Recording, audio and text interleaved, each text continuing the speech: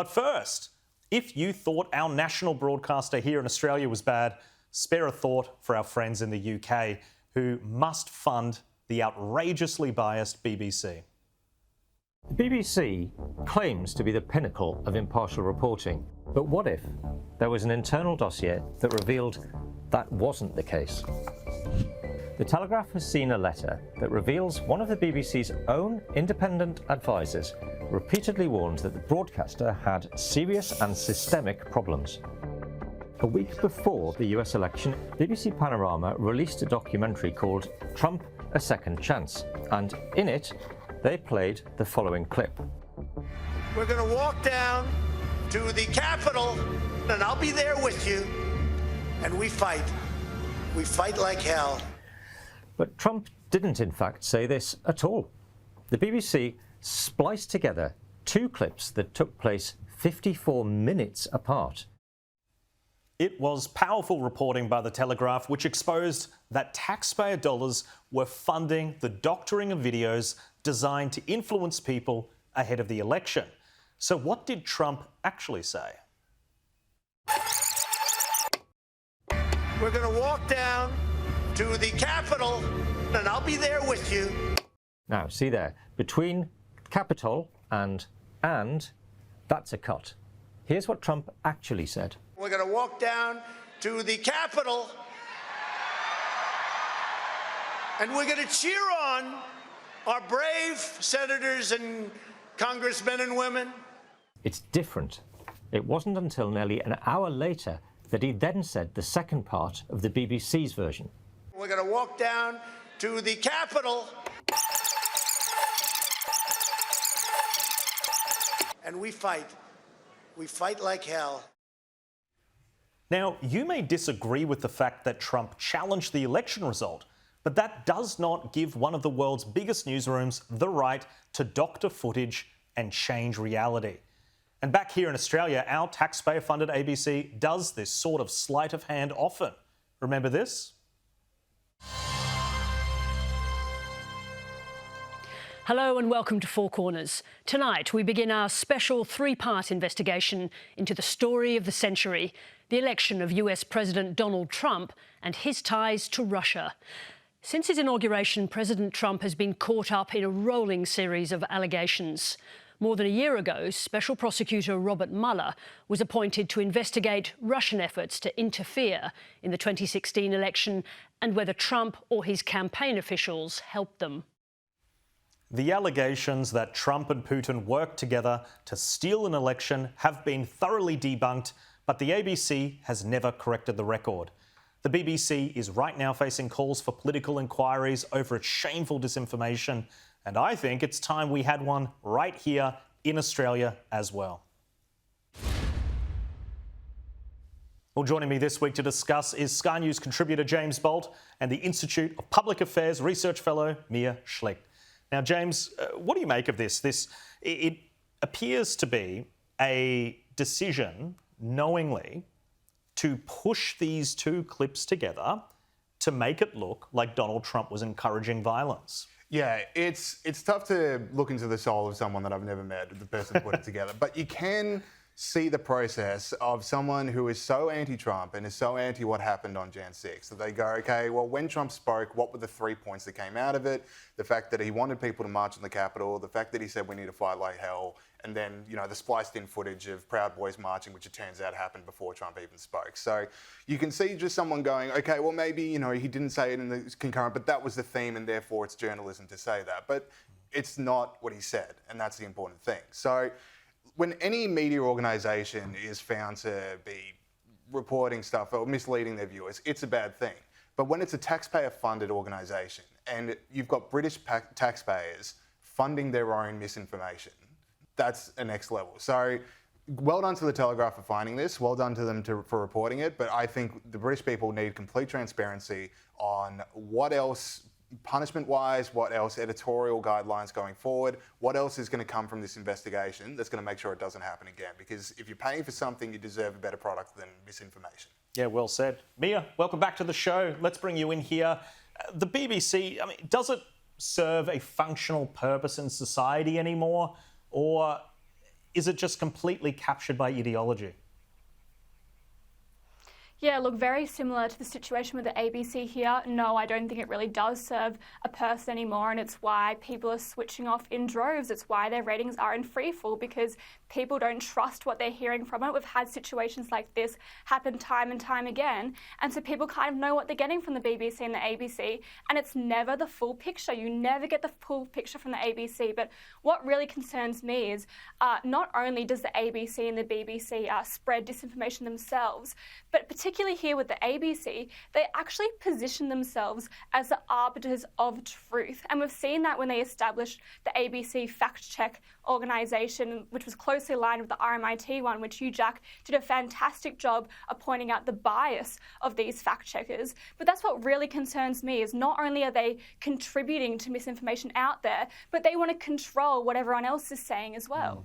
Yeah, such a good point. Well, staying on the BBC, management have reprimanded a presenter for changing a script to say pregnant women rather than pregnant people, which is a dangerous woke trans ideology phrase.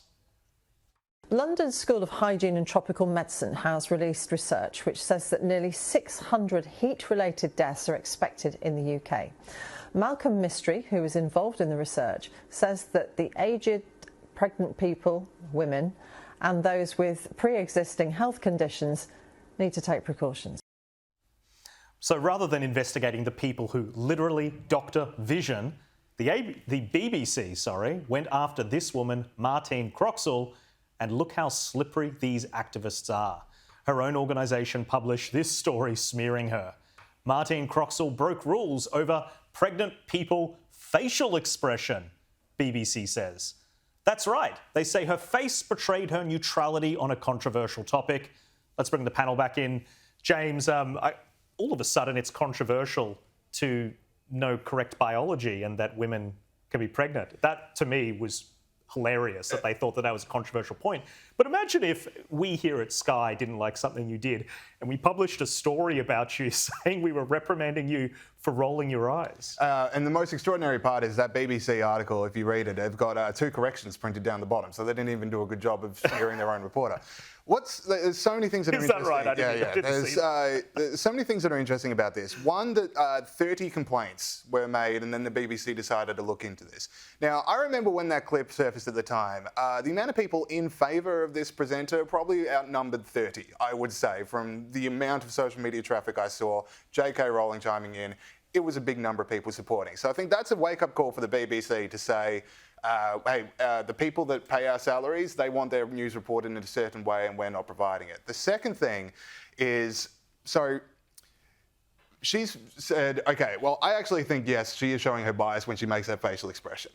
Sure. But I think the act of putting in a script pregnant people is in itself showing bias on a controversial topic. That is something that we've understood about pregnant women for thousands of years. It's a position. It's a position. You are taking a position when you say pregnant people. Sorry, is the person She's that wrote that actually script, balancing out you would think, an activist position. So is the person who wrote the script also under investigation for taking one side on a controversial topic? Such a good point. Mia, the eye roll punishment is so funny to me. I don't think I've ever seen that before. But what do you make of this story?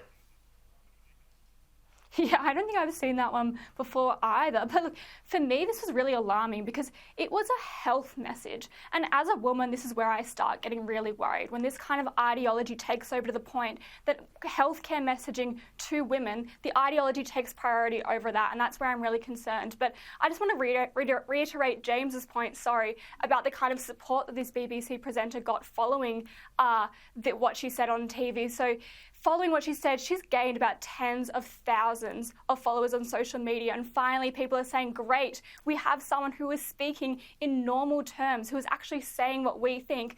Meanwhile, you've got BBC management there who are the ones trying to shut her down.